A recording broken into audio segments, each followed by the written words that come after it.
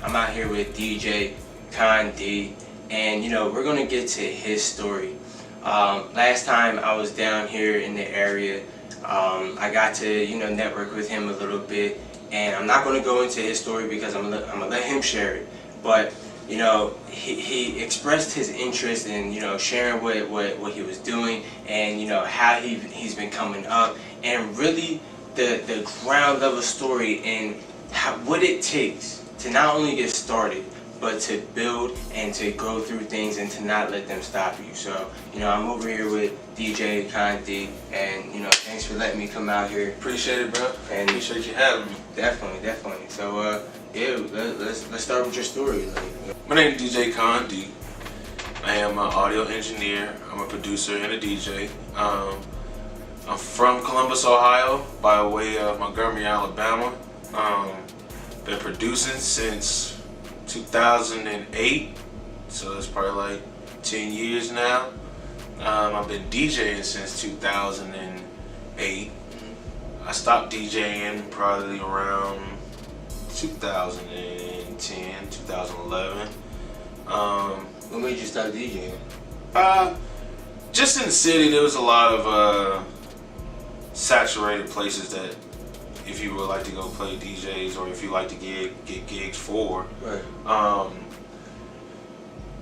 They hand, like, for example, you'll walk in the door and they'll hand you with a list of songs that you can't play. Right. For me, that's not DJing. Dang. You might as well just go get you a karaoke machine. Right. You know what I'm saying? So that's when I was kind of like, I cut it out. You know what I mean? So I just started really focusing on producing. I mean, really, I just think me DJing was just another lane that I think God wanted me to go through so I can actually learn and further my production even better. Definitely. Because even when I was DJing, I was still producing, right, but I was learning different things from DJing as far as like beat per minutes and time frames and stretching it out and all that other types of stuff. So there's things that help me now with DJing that I did back in the day. Fact. So as a young kid, I started making music at an early age, probably like 3 or 4, banging on pots and pans. Literally pots and pans. Yeah. And then my mom bought me my first drum set at, I think I was 5. Wow. And then from there, I just kept on playing music. I got into elementary school, 4th and 5th grade. They had a little band. They didn't have no drums, but that's when I picked up the violin.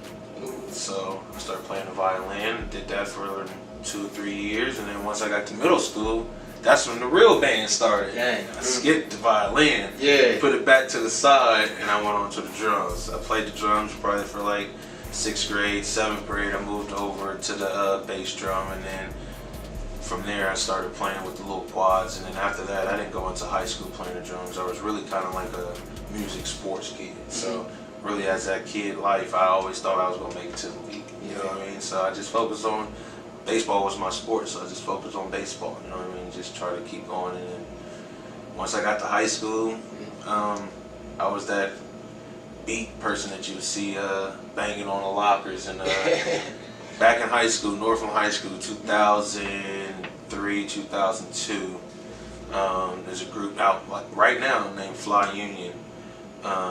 They used to be called Basic Element back in the day. Jay Swift and Jerome, Eyeball. But we all went to Northland. We used to just be sitting in the hallways, lunch, banging on lockers. You know what I mean? So making beats, and then now Swift's making beats for Dre Beats, and now he's doing things for NBA 2K. So if he can make it, I already know I can do it. Yeah.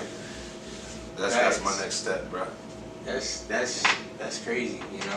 So you said that you were taken away from making beats and everything. what inspired you to get back into, you know, making beats and really doing that? Probably like you could have kept being a DJ. Oh yeah. You know? Probably like 2011. My mom had really started getting sick, so I wasn't able to really continue to go DJ.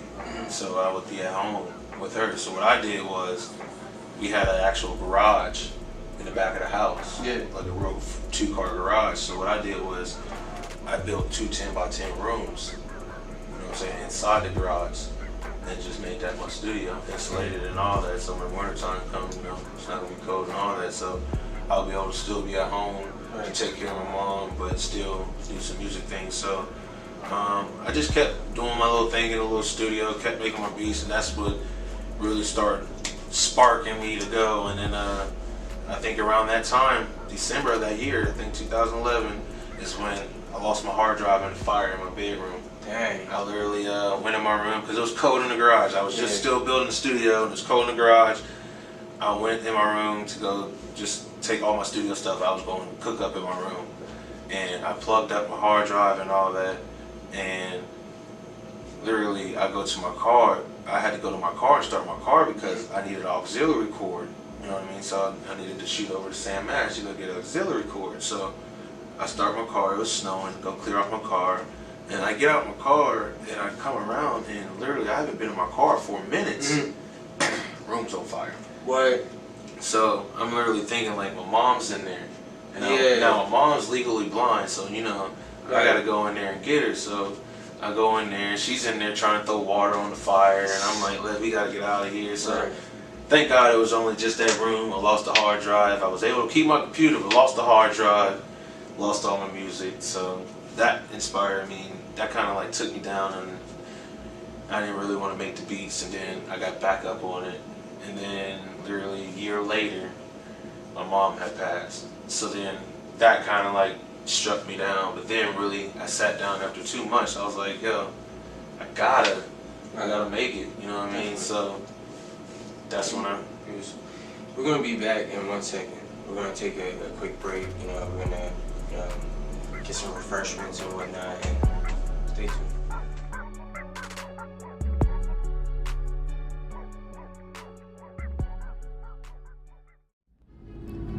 This year, for the holiday season, you could take home a Lexus IS250. 1 out of 15,000 will have a chance to win the Mindset and Success giveaway.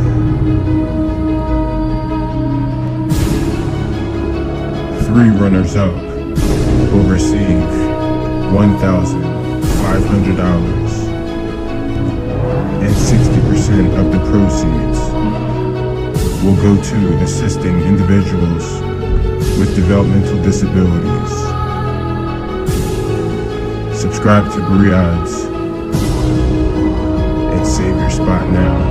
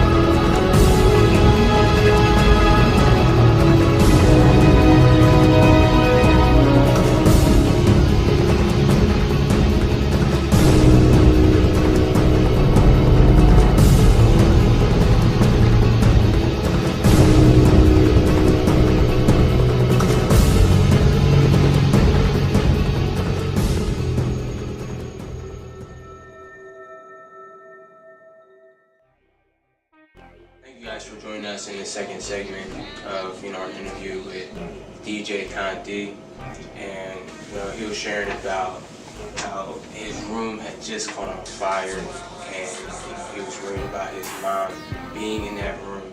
He ends up, going into the house, catches her, throwing water in it. They have to escape, and he's pretty much feeling down and out, but it doesn't let it stop him. So we're really cool. Yeah, so literally probably like a year after that,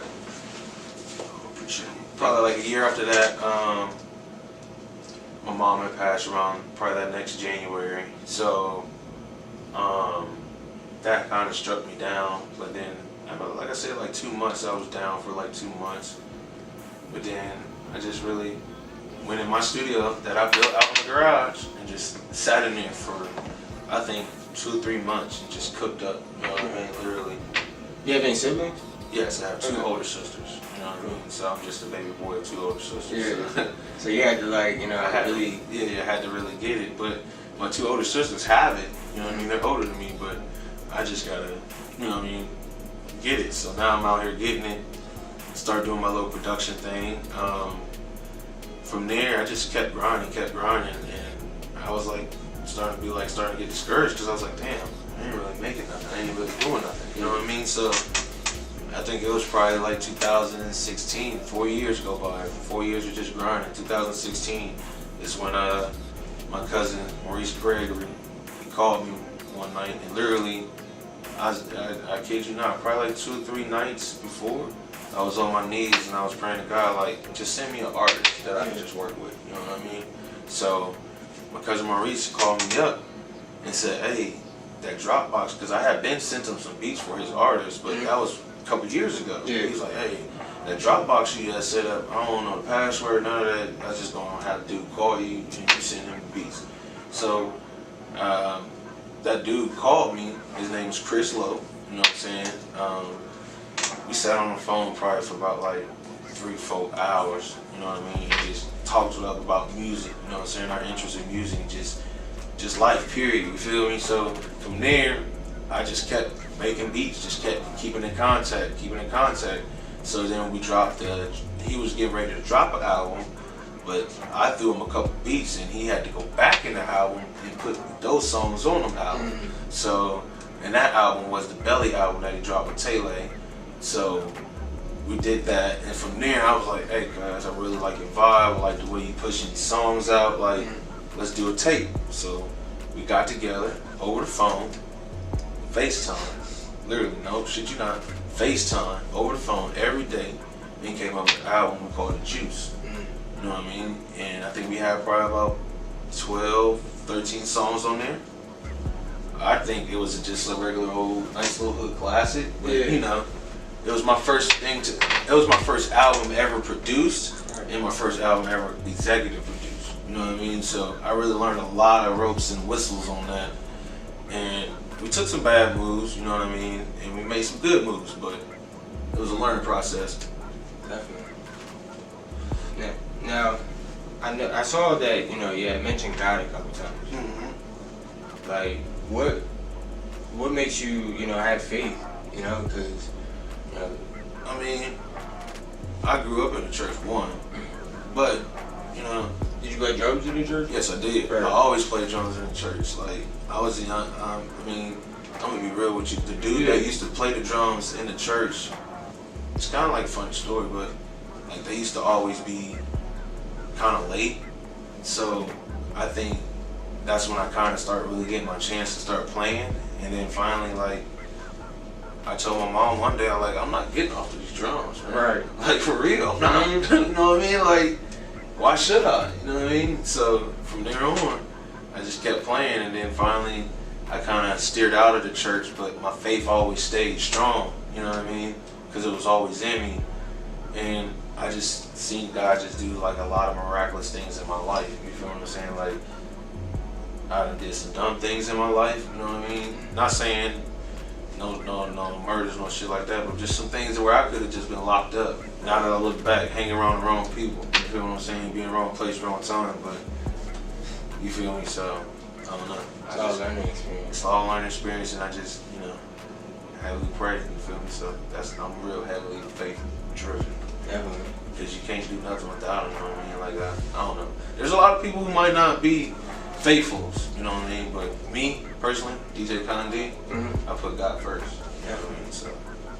So where do you, like, where do you said you started in, you know, your garage, right? Built your studio. Where'd you come up from there? From my studio, I just kept doing like an in-house, you know what I mean? In-house studio. And then finally, we moved out my mom's house and I got me an apartment. So, in-house apartment studio, you feel me? So, then, from there, probably like a couple of years, went around and just kept doing it. And then I ran into my man Dirt, and he told me he had a little studio, 4 Point Studio. That's where we in right now. We're in 4 Point Studio. It's ran by Q Man and Don and Drewski. So came over here to the studio, rent out the room, you know what I mean? So I can do my cook up. You know what I mean? Like I can cook up in the house, but I just like the flow and the atmosphere and just being around people, you know, networking. You know? That's one of my biggest things that I have to really learn. I was always that kid that just it's cool just sitting inside the house, but I had to get out the house, you know what I mean? I went from being a DJ behind the scene to going in the house and not being in the scene, you know what I mean? Because when I was really DJing, I don't know, I ain't a drunk person, bro. Yeah, yeah, for real, bro. I mean, it's cool to get a little drink, bro. You see some things when you're out there DJing and it just kind of steers you off and really want to go out, so. Yeah, people be losing themselves. Yeah, so that's what I did with that. Now I'm here at 4 Point Studios, just making work, networking. Me and my artist Chris Lowe, we just dropped that New South album. The New South stands for Substance Over Unidentified Truth. That's harvesting. And what we went for that title and meaning for is there's a lot of unidentified truth in these artists' rhymes. You know what I mean? So with the New South, what we're trying to do is we're trying to bring the substance back to, you know what I'm saying, the hip hop and leave out the unidentified truth. So if we can bring that substance back, it can harvest. You know what I mean? I like that. That's deep. It's real deep, bro. How long have you been working on that? The album's out, man. Yeah. Okay, where can they find it? Yeah, they can go find it on iTunes, Spotify, Google Play, Tidal. It's New South. S.O.U.T.T.H.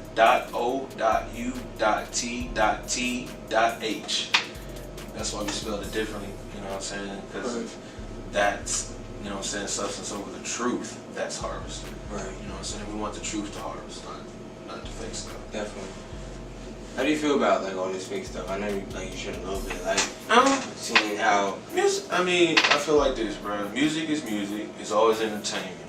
You know what I mean? But I just feel like you should be able to only be allowed to go to a certain extent if that's not what you do. You know what I mean? Like, if you're not really a gangbanger and all that other stuff, I really shouldn't really want to hear about you talking about you shooting nobody, because if it came down to it, you ain't gonna do it. Right. That's my love though. If it come down to it, you ain't gonna do it. You know what I mean? So, and that's how a lot of these people are these days. If it come down to it, they ain't gonna do it. Or if they do it, they tell it. Yeah. So, I mean, music is good though. There's a lot of artists that I mess with. There's a lot of new producers that I mess with. So, I mean, I'm just not saying I'm an old head, but it's just, I don't know. No nonsense. I mean, I take the cool nonsense in the club. I mean, I know what club songs is club songs, and I know what needs to be played on a ride while you're riding around through the city. You know what I'm saying? But nowadays, the younger generations don't understand the difference between the ride around songs in the city and the club songs in the clubs. You know what I mean? They just want to hear the club songs and the club songs. You gotta have a different variety of songs. So definitely. Where can people find you? Like, you can find me on DJ Conn D Beats 614 on Instagram. DJ Conn D Beats 614 on Facebook. DJ Conn D on Twitter. You can also go to my website and lease beats too. That's Conn D Beats. So that's CONND Beats BEATZ.com. That's all my links, man. Definitely. And you know, what do you want to leave, you know, your audience with? Always and always keep God first. If you keep God first and always pay your tithes now, you know what I mean? Do him right, he gonna do you right. Second, keep your family tight. You know what I mean? Family don't mean you have to be necessarily blood. It's for the people that always look out over your back and the people that always look over your shoulder. You know what I mean? So keep them tight, you know. Third, you know, just stay focused. Always stay focused. Like we was talking about, you know what I'm saying, losing hard drives and all that. I lost another hard drive literally a month ago. And me cooking up in this studio, at 4 Point Studio, me cooking up here got me to running into this guy. So that's what I'm saying. You just gotta always stay persistent and don't never give up. And 5, pray. That's it, man. Great success.